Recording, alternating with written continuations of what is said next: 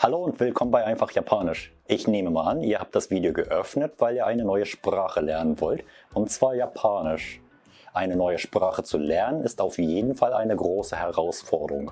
Aber eine Herausforderung ist es auch, wenn ihr zum Beispiel neue Hobbys dann lernen wollt, wie zum Beispiel Musikinstrumente, Sportart und so weiter. Und da gibt es auch manche Sachen in der Lernphase, die Spaß machen oder auch weniger Spaß machen. Hier möchte ich euch erzählen, wie man damit umgeht und wie man überhaupt sowas anfängt. やる気を出す Motivation. Man geht an eine Sache motiviert ran, aber wenn es dann darum geht, durchzuhalten, weiterzumachen, dann lässt die Motivation auch schnell nach. Also das ist schon eine relativ große Hürde. Man braucht schon einen Plan. Ohne Plan wäre wie, ja, jetzt will ich von Hamburg aus nach England schwimmen. Es ist eigentlich jetzt Winter. Ach, es regnet draußen. Ach ja, stimmt, ich kann gar nicht schwimmen, aber das ist mir auch eigentlich egal. Okay, ab nach Norden, ich schwimme los. Klappt das? Nein. Also ihr braucht einen Plan. Stellt euch erstmal vor, was ihr genau mit der Sprache Japanisch machen wollt. Anime in Originalsprache sehen, Manga auf Japanisch lesen können, neue Freundschaften beginnen. Was wollt ihr genau mit Japanisch erreichen? Schreibt das mal einfach auf und stellt euch vor, wie sich das anfühlt, wenn ihr das Ziel erreicht habt. Fühlt sich das cool an? Das ist schon mal der Anfang. Und ja, stimmt, Japanisch ist eine schwierige Sprache, wenn ihr eine europäische Sprache als Muttersprache habt. Dann ist die englische Sprache einfacher, Französisch ist einfacher, Italienisch ist auch einfacher, aber Japanisch ist auch nur eine Sprache. Sie ist nur etwas anders gebaut. Außerdem können viele von euch Englisch. Auch wenn nicht fließend, etwas lesen und schreiben ist ja bei vielen drin. Das habt ihr in der Schule gelernt und das habt ihr auch geschafft. Wenn ihr euch überlegt habt, was ihr genau erreichen wollt, könnt ihr euer Ziel auch in mehrere Zielabschnitten aufteilen. Angenommen, ihr wollt eine neue Freundschaft schließen, das auf Japanisch. Dann lernt ihr erstmal die Begrüßungen, wie zum Beispiel Konnichiwa, guten Tag und so. Danach setzt ihr die noch einmal ein. Danach versucht ihr über das Wetter zu reden und erweitert euren Wortschatz. Aus solchen mehreren kleinen Zielen kommt ihr nach und nach zu größeren Zielen. Stellt ihr euch mal zum Beispiel eine große Hürde aus Lego-Blöcken vor. Auseinandergebaut sind es ja kleinere Bauteile, also die kleinere Ziele, die ihr auf jeden Fall meistern könnt. 知っておくべき言語の話 Französisch ist eine relativ einfache Sprache, denn lernt ihr etwa 2000 Wörter, kommt ihr im Alltag gut zurecht. Beim Englischen sind es etwa 3000 Wörter. Und lernt ihr in den meisten europäischen Sprachen 5000 Wörter, versteht ihr etwa 93 bis 96% aller Texte. Und wie sieht das im Japanischen aus? Lernt ihr da 5000 Wörter, versteht ihr leider nur 81,7%. Sieht man nur solche Fakten, denkt man vielleicht, oh Gott, Japanisch ist doch eine total schwierige Sprache, was habe ich mir angetan, das ist doch ein Fehler, das kann ich doch nie lernen. Ich lerne 5000 Wörter, das ist unglaublich viel und ich kann nicht mal 90% der Texte verstehen. Nein, so ist das auch nicht unbedingt. Da Japanisch Millionen von Soundwörtern hat, wie zum Beispiel Wai Wai, Gaya Gaya, Shin, Dong, Bata Bata. Auch das zählt zu dem Wortschatz. Diese sind schnell mit Hilfe von Manga lernbar, denn Soundwords wie Shin für Stille oder Dota Dota fürs Trampeln kommt dann in ganz vielen Manga vor und so erweitert ihr auch ganz einfach euren Wortschatz. Außerdem kommen auch viele englische Begriffe im Japanischen vor, wie zum Beispiel Spoon, das heißt Löffel. Und was meint ihr, wie zum Beispiel das Wort Hotel auf Japanisch heißt? Hotel. Und das Restaurant? Restaurant. Viele Wörter aus anderen Sprachen wurden einfach so übernommen, nur eben mit japanischer Aussprache. Das ist etwas gewöhnungsbedürftig, aber man kommt schnell dahinter. Und versteht ihr die Kanji-Zeichen nach und nach, könnt ihr die Bedeutung von euch unbekannten Wörtern auch ableiten mit Hilfe von diesen gelernten Kanji-Zeichen. Das führt dazu, dass ihr zum Beispiel 100 neue Kanji-Zeichen lernt und plötzlich 300 neue Wörter versteht. Also drastisch gesagt kann auch passieren, ihr lernt 3000 und versteht plötzlich 10.000. Dann ist die Sprache auch nicht mehr so schlimm. 単語などを覚えよ Lernen. Das ist langweilig, aber das muss getan werden. Wortschatz erweitern, das ist sehr, sehr wichtig. Aber zum Glück gibt es im Internet ganz viele kostenlose Hilfen. Sucht ihr zum Beispiel nach 1000 wichtigsten japanischen Wörtern, findet ihr auch ganz viele Referenzmaterialien und damit könnt ihr anfangen. Vielleicht nehmt ihr irgendeine Seite und schreibt jeden Tag 100 Wörter auf, natürlich mit Übersetzung. Schafft ihr jeden Tag 100, habt ihr schon in 10 Tagen 1000 aufgeschrieben. Selbst wenn ihr nur 34 Wörter am Tag schafft, habt ihr in 30 Tagen über 1000 Wörter aufgeschrieben. Klar, dann habt ihr nicht alle Bedeutungen gelernt, aber beim Schreiben merkt ihr schon einige Wörter, die interessant klingen oder Bedeutungen, die auch was mit euch zu tun haben. Das ist schon mal der Anfang. Eselsbrücken oder Ähnlichkeiten finden, das ist auch gar nicht mal so unwichtig. Wir sagen zum Beispiel ach so und die Japaner sagen ach so. Das klingt sehr ähnlich und die Bedeutungen gehen auch in dieselbe Richtung. Und eine Eselsbrücke könnte auch zum Beispiel sowas sein. Das Wort Aka heißt rot. Dann stellt ihr euch einen Krieger vor mit scharlachroten Haaren, der dann plötzlich auftaucht und sagt: Sakai mein Name. Ich bin der beste Krieger des Landes. Ich kann 1000 Nudelsuppen in 10 Minuten verspeisen. Ich bin Sakai, aka Nudelsuppen Sakai. Ja, ich gebe zu, das war nicht das beste Beispiel, aber je verrückter die Vorstellung, desto besser könnt ihr euch sowas merken. Leider müsst ihr auch im Japanischen ganz viele Zeichen lernen.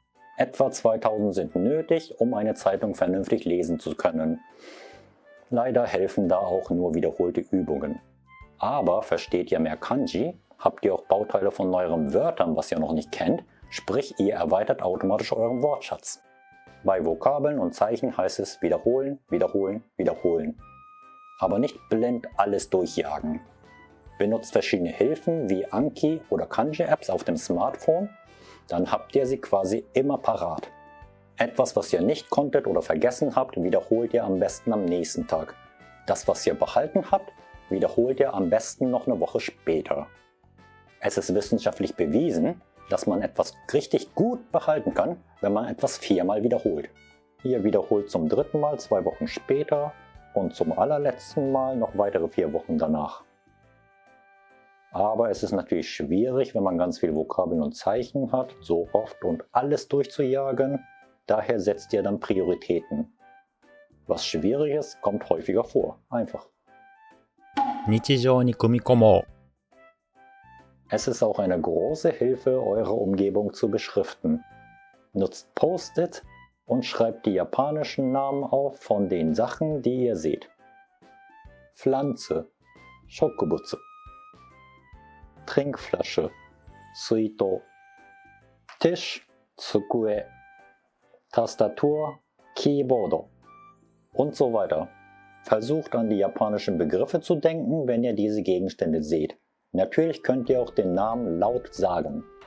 Es kann gut sein, dass ihr in den ersten 3-4 Wochen denkt, ich bin total blöd, weil ich erstmal nur auf die deutschen Namen komme und gar nicht auf die japanischen und ich muss dann alles wieder nachschauen.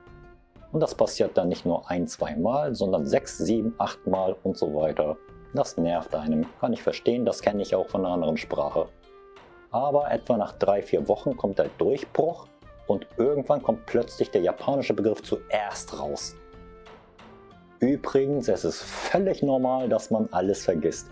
Denn in der Regel vergisst man 1/4 schon am nächsten Tag und sogar 4/5 in 30 Tagen, wenn man überhaupt nicht mehr lernt.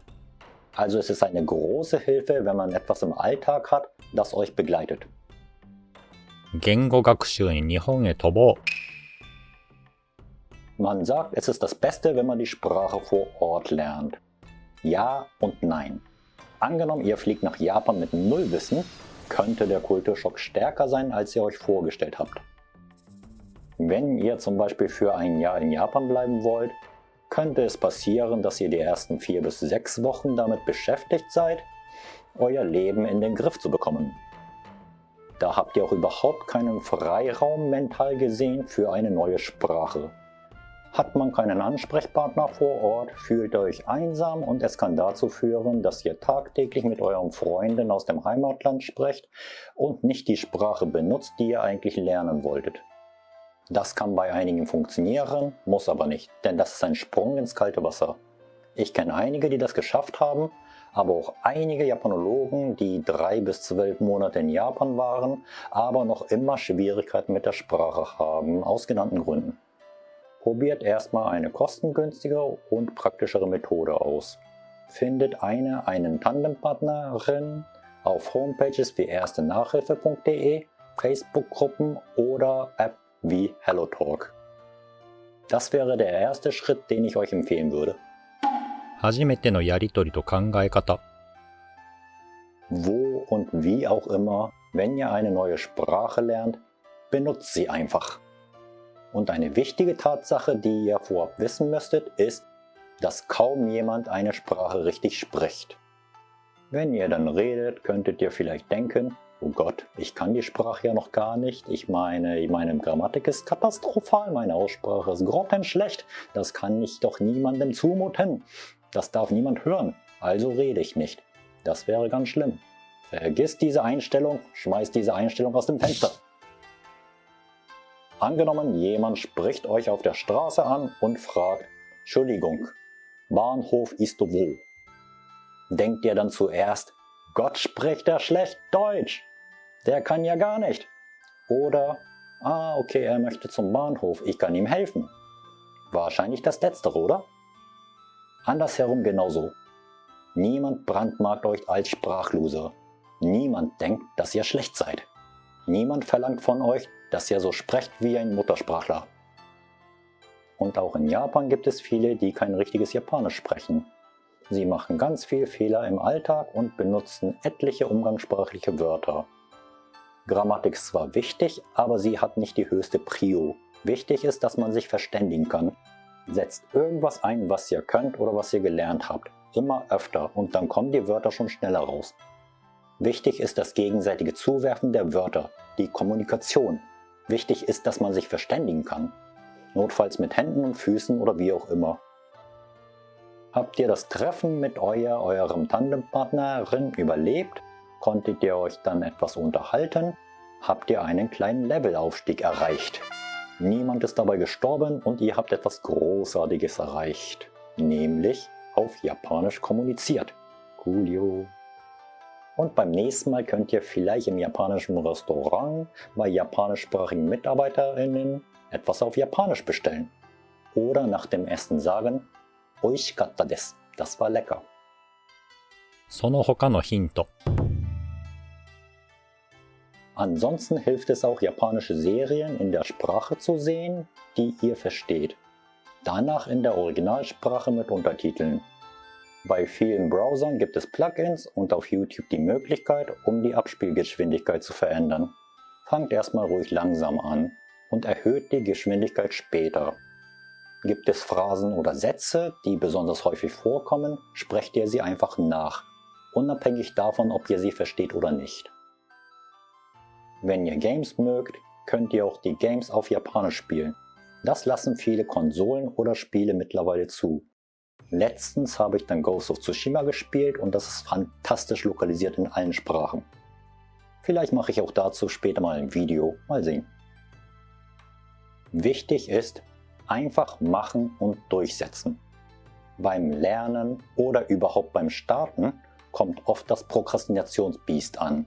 Aber wichtig ist, dass ihr dann einfach auch nur einen kleinen Schritt macht. Auch nur eine der Apps öffnen oder nur ein Wort lernen oder auch nur ein einziges Wort wiederholen. Dann habt ihr schon etwas getan und ihr konntet euch dem Prokrastinationsbiest widersetzen. Beim Lernen müsst ihr auch nicht 2 Stunden am Tag lernen. Wenn ihr das könnt, ist natürlich super. Wenn ihr auch eine Stunde könnt, natürlich top. 30 Minuten wären auch top. Wenn das nicht klappen sollte, dann nur 5 Minuten. Wichtig ist, dass ihr dran bleibt und jeden Tag etwas macht. Es ist besser, 5 Minuten jeden Tag zu lernen, als einmal 5 Stunden im Monat. 最後に。 Danke, dass ihr dabei wart. Auf meinem Kanal findet ihr noch weitere Tipps zur japanischen Sprache und es werden noch weitere Videos kommen. Wollt ihr keine Updates verpassen, heißt es Channel 登録、高評価、コメント、よろしく。またね。終わり。